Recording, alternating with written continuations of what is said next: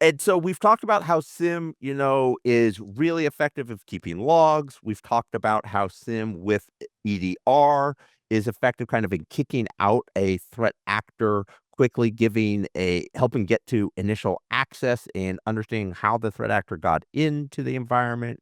We've talked about how things like brute forcing can be defeated with a SIM and how SIM is faster, when a nonprofit is in danger. But the next part I wanna kind of pivot to is a tale of 2 incidents. We had a partner at Huntress who the first case, they didn't have a SIM involved. They hadn't yet invested in that in their clients, and we're gonna kind of talk through some of the ramifications of what that was like. Both successful, in a sense. So this one, they were supporting a nonprofit who supports women in need and didn't have a lot of budget and wasn't high on the list of things to roll out for this particular MSP. But, an EDR detected, hey, we started to see some behaviors that were unusual in it. And our SOC sent over this report as a high. It wasn't critical, but we were like, all right, this is suspicious activity. But we didn't isolate a machine at first.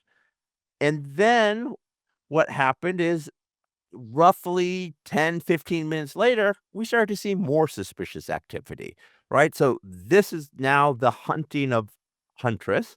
And they start to go, oh, okay, we got some really weird things going on. We have people already peeing. We have people pinging machines. We have people running bat files. This is different, right? Something now is weird going on.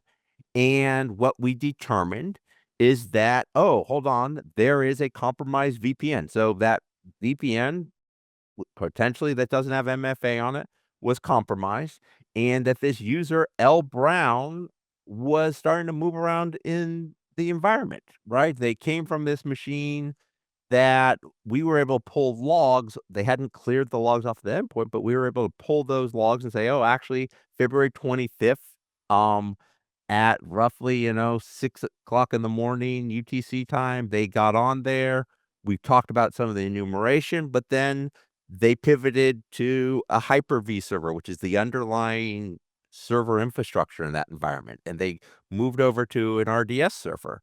And we deployed mass isolation, we protected it. There wasn't a ransomware or loss of data, but this particular client, um, had to call their cyber insurance company. They had to walk through what that process was. Incident response was brought in, and there was a 2 week of dealing with questions. What did they touch?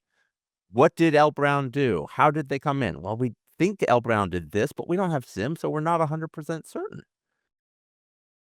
Partner rolled SIM out to all of their clients at that point. Literally 2 days later, a fruit packing company, Huntress detected, credential dumping happening. The shipping account had logged in, and we saw that an admin came in from this IP address. We realized that actually it was part of the Fog ransomware group. Our SOC had SIM. They were starting to say, all right, what can we look in SIM? They started searching in SIM and saying, all right, was it machine coming in as Cali? Was it this shipping one? Who's logging into this environment?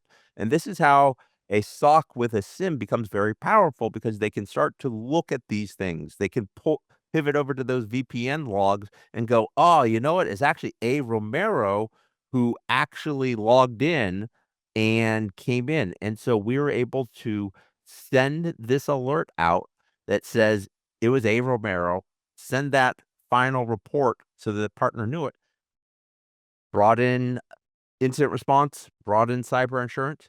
Within 24 hours, this fruit packing company was up and going again. And so that CEO of that fruit packing company didn't have to deal with insurance, didn't have to deal with all the questions. Chris, do you want to talk about that in the last couple minutes of what that's like? Yeah, absolutely. For the business leaders on here, especially the finance folks, you know your number every day. And one of the things that we're trying to prevent is we do take a holistic look. We want to make sure that you're staying in business. We want to make sure that you're able to still put folks to work. We did have an incident with a partner that was a Huntress partner, a manufacturer. And, what does it take to get 155 folks back to work? At the same time, restore that revenue stream for you. Uh, that's where we go back to speed on basis matters. That downtime is calculable. Again, I can provide you the formula, but again, you know your numbers. Um, and so, how do we shorten that response time? How do we go from a 2 week headache dealing and love our insurance folks, but let's face it, they're in insurance.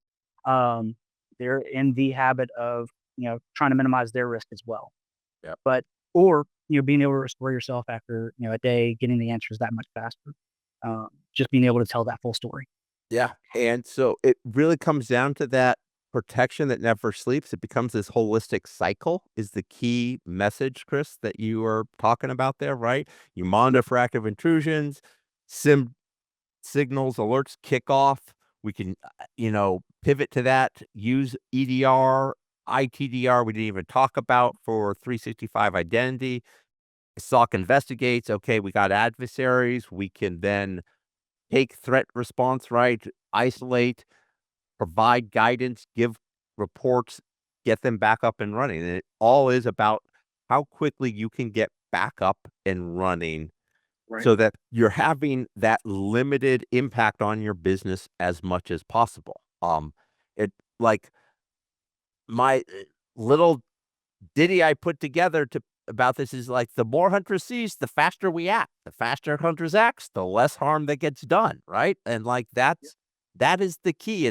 And SIM, for another analogy, we've talked about it, is it's think of it as a eye that is always seeing, right? So like that is if you that's the message is like it will help you see things more and act faster, and that's what becomes key when you're dealing with an incident so that you don't have to have that large amount of downtime as you're investigating and dealing with insurance and incident response so that you can get back to business and earning money. Like, and obviously, if it's not very clear, you need to have really good backup and recovery systems. You need to be talking to Choice Solutions about, um, you know, how you are prepared for these things.